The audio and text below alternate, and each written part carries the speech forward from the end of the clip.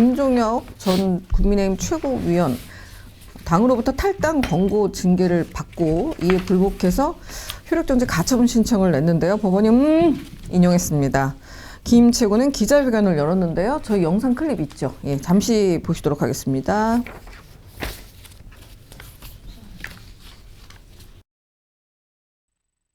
법원이 오늘 국민의힘 윤리위와 최고위가 저에 대해 내린 탈당 권유를 통한 제명 조치에 대해 효력 정지 결정을 내렸습니다.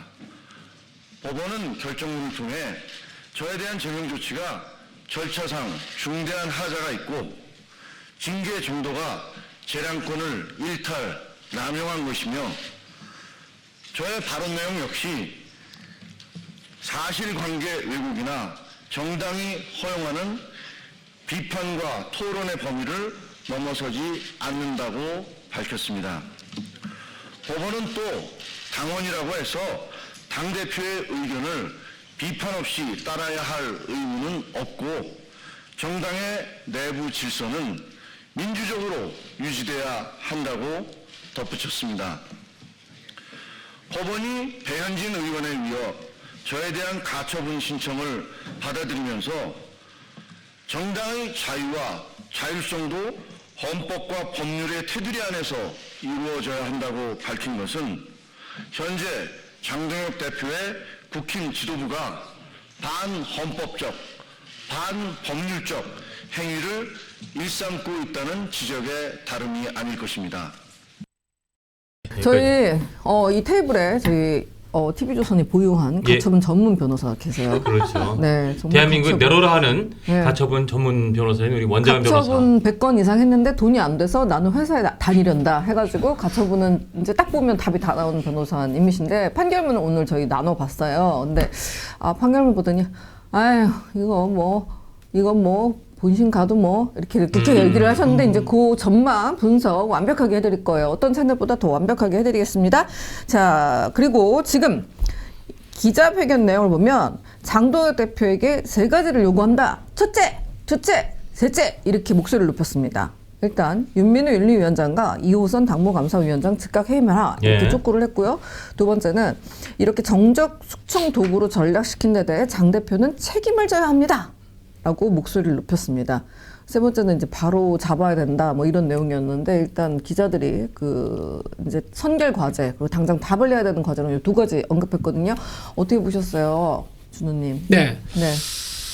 일단 지금 배현진 의원도 가처분 인용됐죠. 네. 그렇죠. 그 인용된 재판부 같은 재판부입니다. 예. 그래서 어느 정도 배현진 의원의 이제 가처분이 인용됐다 그러면은 김종혁 전 최고도 인용될 수 있겠다 어느 정도 예측은 좀 했었습니다. 예. 그리고 당내에서 나왔던 얘기 중 하나가 뭐냐면은 당내에서 이거 좀 적극적으로 좀 대응하지 않는 그런 부분이 좀 있다는 얘기가 그때 나왔었어요. 그러니까 변호사들이 제대로 안 했다고. 변호사들 그렇고 사무처에서도 좀 그런 얘기가 나왔어가지고 과연 이게 지금 어떻게 된 거냐 정말 무슨 의도를 갖고 해태를 한 거냐 고의로 이제 법원에서 우리가 지는 것을 의도한 거냐 이제 이런 얘기도 있는 상황입니다. 그 말씀 좀 드리고.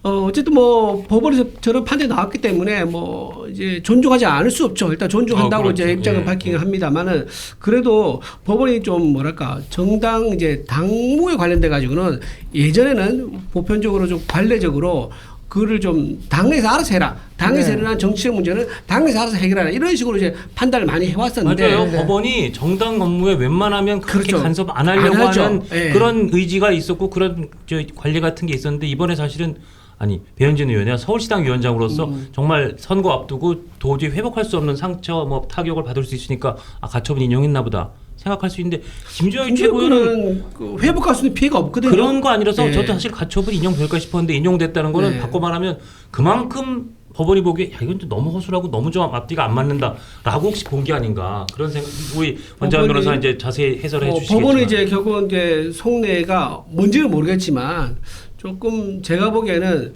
좀 뭐 그 석연치가 깔끔하게 떨어지지 않는다. 왜냐하면 그 김종규 전 최고 했던 말들 들어보면요, 충분히 해당이라 볼 만한 그런 말을 반복적으로 의도적으로 굉장히 좀 했었던 건 사실입니다. 근데 이제 알겠습니다. 탈당 공고라고 하니까는 이거를 좀 무리하다고 본 것 같아요. 그러니까 만약에 다음 거 정지 몇 개월, 3개월 이 정도 있었으면 이렇게 가처분이 쉽지는 않았을 것 같아요. 맞아요. 근데 탈당 공고가 제명으로 이어지다 보니까는 이거는 혐의에 비해서는 네. 너무 좀 사유에 비해서 너무 과한 징계다. 이런 취지가 아닌가 싶습니다. 네, 판사 출신인 장동혁 대표는 입장을 밝히지 않고 있고요. 윤민우 위원장도 뭐 어떻게 입장을 밝히고 있지는 않습니다. 자, 변호사님 이거 어떻게 보셨어요? 이번 판결 어떤 부분에 방점을 찍었습니까? 제가 결정문을 부랴부랴 봤어요. 예, 예, 네. 예. 근데 그냥 저희가 몰랐던 부분도 결정문에 많이 들어가 있더라고요. 예. 그러니까 이게 보면 배현진 의원 징계하고 약간 결을 좀 같이 하는 것 같아요. 내용을 네. 보면 징계가 결과적으로 반대파의 목소리를 내는 사람들의 숙청의 용도로 활용된 거 아닌가 그런 느낌이 들거든요. 예. 또 원칙도 없고 제일 중요한 건 절차가 제대로 지켜지지 않았다. 그리고 재량권의 현저한 일탈 남용. 아까 전에 김중규 전 최고위원이 네네. 입장문을 발표했듯이 재량권의 일탈 남용이 현저하게 넘어섰다. 뭐 아. 그런 취지인 결정문에 거예요. 그런 내용을 그런 게 딱 있어요. 적었어요? 그러니까 아. 정당의 자유권도 얘기를 해요. 그렇지만 그 비례의 원칙을 벗어났다 이런 취지인데 이 결정문을 보면은 이렇게 얘기해요. 재판부도 정당의 자율성은 최대한 보장되어야 한다 이런 시각이 있거든요. 예. 그런데 이게 우왕좌왕했던 징계 절차가 이 법원도 좀 비정상적이라고 본 거예요. 네. 그래서 이제 징계 절차도 중대한 하자가 있고 징계 양정도 비례 원칙이 어긋났다. 그래서 이 장동혁 지도부는 정당의 자율성을 강조했지만 이 법원은 자율성이 아니고 그건 독재다 결과적으로 그렇게 본 거예요. 아. 이 정도면 네. 본안 가서도 그러니까요. 쉽지 않. 그러니까 김준영 최고 전 최고 측이 승소하겠다 네, 싶은 거의 생각이 드네요. 이 가처분 결정문에서 본안의 내용을 거의 다 내용 간단하잖아요. 예, 뭐 그냥 예. 언론에 나가서 그냥 약간의 좀 과도한 발언을 했던 건데 거의 본안의 내용을 거의 다 판단을 했고 사실 절차 위반이 크기 때문에 절차 위반을 했다는 거는 패소의 지름길이거든요. 예. 근데 절차 위반을 언급을 했어요. 그러면 이게 뭐 절차가 다 잘못됐다라고 한다면 네.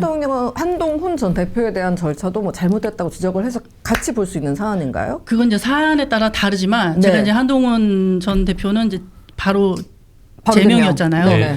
근데 이제 본인이 한 것도 있고 가족 일부 인정은 했어요. 뭐 네. 가족. 근데 그거는 또 안 한 것도 있는데 그 안 한 내용이 징계 절차에 징계 내용에 들어갔다면은 그거는 또 비례 원칙이 어긋나는 징계라고도 볼 수 있어서 그건 또 다시 다퉈봐야지 알죠. 뭐 사안을 별도로 봐야 될 것 그런데 같아요. 김준영 전 최고에서 절차를 어겼다고 한 거는 어떤 부분을 지목한 거예요?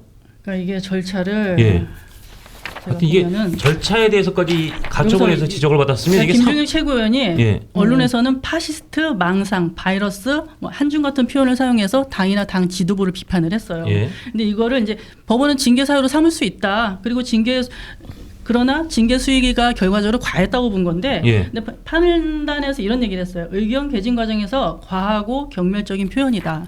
그렇지만 이게 정당의 리더십을 공격하는 계획적이고 지속적인 비난 행위가 아니다. 이렇게 본 거예요. 그냥 정당원으로서 그냥 조금 수위가 가했지만 좀 비판할 수 있는 표현 아니냐. 민주주의 예. 주의하에서 이제 이런 표현이에요. 그리고 이게 또 자신의 정치적 입지 강화나 개인적 이익을 위해서 뭐 당을 이렇게 모욕한 것도 아니다. 그래서 뭐 당의 이익도 현저하게 침해하지 않았다. 이렇게 봤어요. 그러니까 예. 그냥 당이 잘 되라고 그냥 욕을 한 거다. 법원이 이렇게 본 거거든요. 근데 더 중요한 거는 여기서 최고위원의 발언으로 이게 이런 얘기를 해요. 이익이 다소 저해된 측면이 있다 하더라도 제명 절차가 비정상적이었다. 그러면서 얘기하기를 이 판단위에서 당시 당무감사위에서 당원권 처음에 2년 정지를 권고했어요. 예. 네. 그러다 갑자기 국민의힘이 더 중한 징계, 탈당 권고라는 결정을 내렸거든요. 네. 그렇죠. 근데 여기서 예를 들면 25년 11월 3일 날 김중혁 전 최고위원이 발언에서 주의 조치를 한 사례가 있어요. 예. 맞죠? 네. 주의 조치를 했는데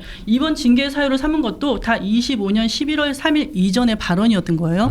그러면은 주의 조치에 다 포섭해서 해결될 사안이었는데 이걸 또 별도로 꺼내가지고 또 다시 중한 처분인 탈당 권고를 한 거예요. 아. 근데 재판부가 그 발언들이 다 그냥 비슷비슷하다. 근데 그 전에는 주의를 하고 왜 또다시 끄집어내서 탈당 공고, 제명에 가까운 탈당 공고를 했느냐. 거기서부터 이제 이상하게 본 거예요. 약간 중복징계거나 그렇죠. 약간 일사부재리를 그렇죠. 어긴 네, 듯한 그렇죠. 그런 뉘앙스네요. 네. 그리고 이 탈당 공고는 바로 제명 아래의 중징계인데 의결을 받고 10일 내에 탈당 신고서를 제출하지 않으면 바로 제명 처분이 되잖아요. 사실상 제명이에요. 그렇죠. 제명이죠. 그러니까 네. 그럼 제명에 가깝게 절차를 준수해라 이건데 김진욱 최고위원에 대해서는 그런 제명 절차를 거치지 않았다는 거예요. 맞아요. 탈당 공고는 그야말로 권고적 성격이다. 제명을 하려면은 최고위원회 의결을 거쳐가지고 통지를 하는 등 별도의 제명 처분을 해야 되는데 예. 이제 재판하다 그 신문하다가 변호사한테 물어봤겠죠. 국민의힘 별도로 통지한 사실이 있냐 했더니 없다고 인정을 한 거예요. 그러니까 거기서 절차에 중대하고 명백한 하자가 있다. 이게 결정적이었어요. 아니, 이 영상이 마음에 드셨다면 압도적인 좋아요와 구독, 알림 설정 부탁드립니다. 뉴스트라 타노스!